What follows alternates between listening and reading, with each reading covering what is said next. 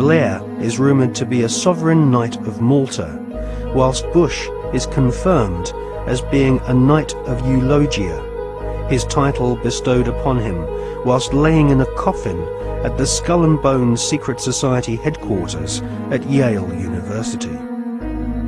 Blair and Bush claim to have democracy and freedom as their #1 priorities, but both have sworn blood-curdling oaths of allegiance to ancient Babylonian, Egyptian and Jewish demon gods. Both have sworn on pain of death not to reveal the secrets of their Masonic orders. Both have been initiated into the age-old Illuminati global network, which is obsessed with death and murder. I mean, are we being ruled by politicians who consult with Baphomets and demons?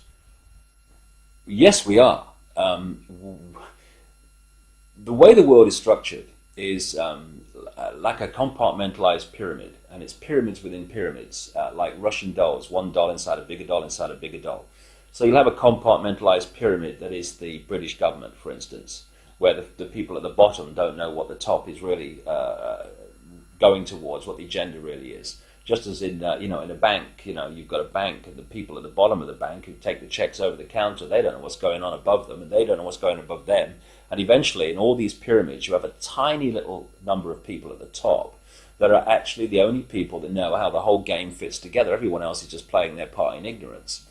And so what the Illuminati do is they make sure that only their people, or those that are not a problem to them, will reach those levels of power in which decisions have to be made to push this agenda forward. When people say sometimes, well, you see these people everywhere, you see these one and these one other. No, hold on a second. No, they're at these high positions of power. Therefore, because of this process of filtering them out, if you're not one of us, mate, you ain't going to get sponsored by the right people to get these positions of power. And if you slip through the net, there's going to be a scandal, or there's going to be something we're going to bring up that is going to bring you down because you're not one of our guys.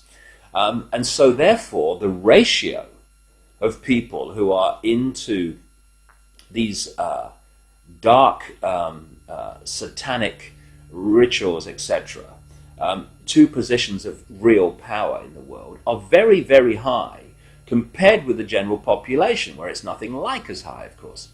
And so the question answers itself, in my experience, when people say, do you think the Prime Minister of Britain's involved? And my reply is he the Prime Minister of Britain? Yeah, well, he's involved, particularly Britain, because the reason, you see, that you cannot put a cigarette paper between the British Prime Minister ever and the President of the United States, whether Democrat or Republican, is because both are answering to exactly the same masters.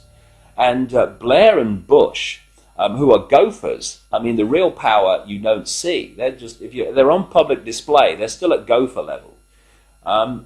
They are far more terrified of those in the shadows dictating to them than they are of public reaction to them. Because the most that public reaction can do is kick them out. It's not the most that the people in the shadows can do. I was talking years indeed before Blair came to power, that Blair was a chosen one and that he would be brought through, and one of his tasks would be to take Britain into the euro, among many other things. And this is why Bush and Blair speak from the same song sheet, because the same people are handing out the song sheets. So yes, absolutely is involved, and so are the British royal family in horrendous rituals that go on at places like Balmoral. And if what really goes on comes out, and it will, people like Bush and Blair and the British royal family will have to reincarnate many times to complete the sentence.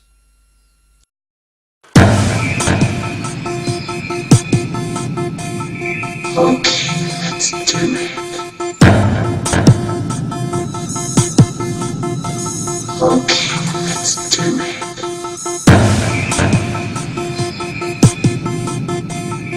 Okay, let's do it.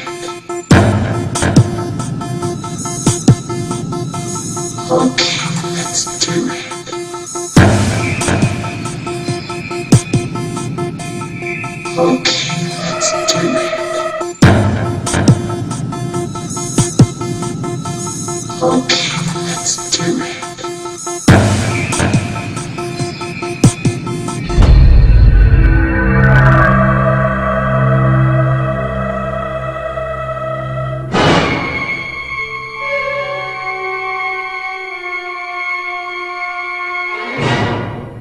I was an FBI agent for 27.5 years.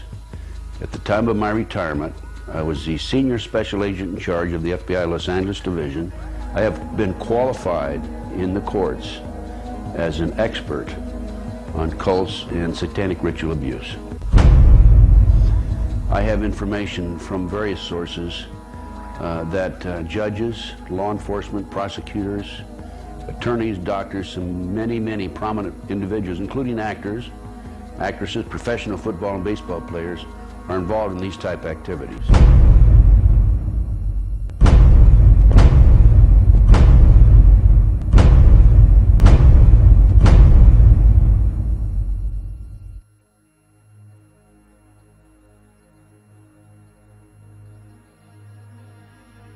If you go back 225 or 30 years ago, you have what we call the Illuminati that was established in 1776. And the goals of the Illuminati, this is all very well documented, are to take over the world. One of the best ways of taking over the world is to control people's minds. So what's happening in America, and based on my research and my interviews with numerous individuals, is that the powers that be, the higher-ups, the people in the Illuminati, are using the satanic cults as a means and as a tool to condition individuals and to make them victims of the mind control, MK Ultra mind control program. There's probably close to 4 million practicing Satanists in the United States alone, based on my intelligence information. The Royal Archmasons describe their highest-ranking brothers as Grand Solicitor Generals of the Supreme Grand Chapter. There is a secret word, the name of the true Masonic God, which none are allowed to say in public. This name is Yarbulon.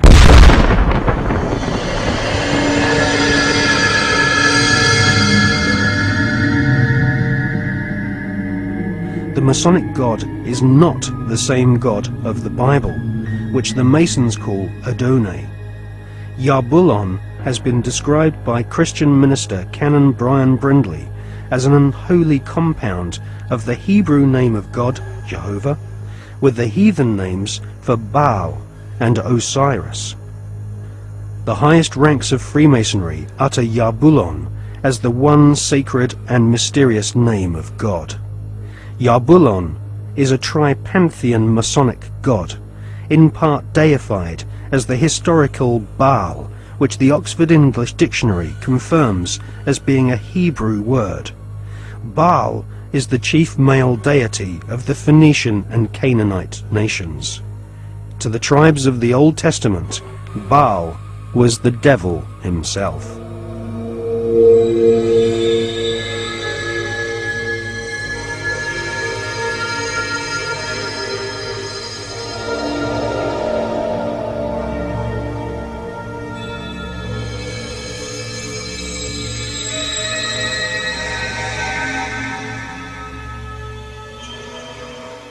Albert Pike is America's most celebrated Freemason. Pike was Grand Commander Sovereign Pontiff of Scottish Rite Freemasonry in the southern and western United States from 1859 to 1891. Scottish Rite Freemasonry has its own headquarters at the 33rd degree in Edinburgh. The United Grand Lodge of England has tried to deny that the true god of Masonry is Yarbulon, or has anything to do with the devil. But Albert Pike describes Yarbulon as a symbol of the infinite and eternal Godhead, a mongrel word whose name has been for 2,000 years an appellation of the devil.